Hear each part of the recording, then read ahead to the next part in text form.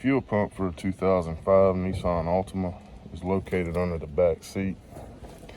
You'll need to remove the seat to have access to it.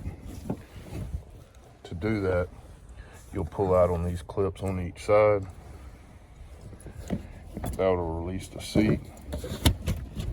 Once you have the seat out of the way, you'll see this cover here.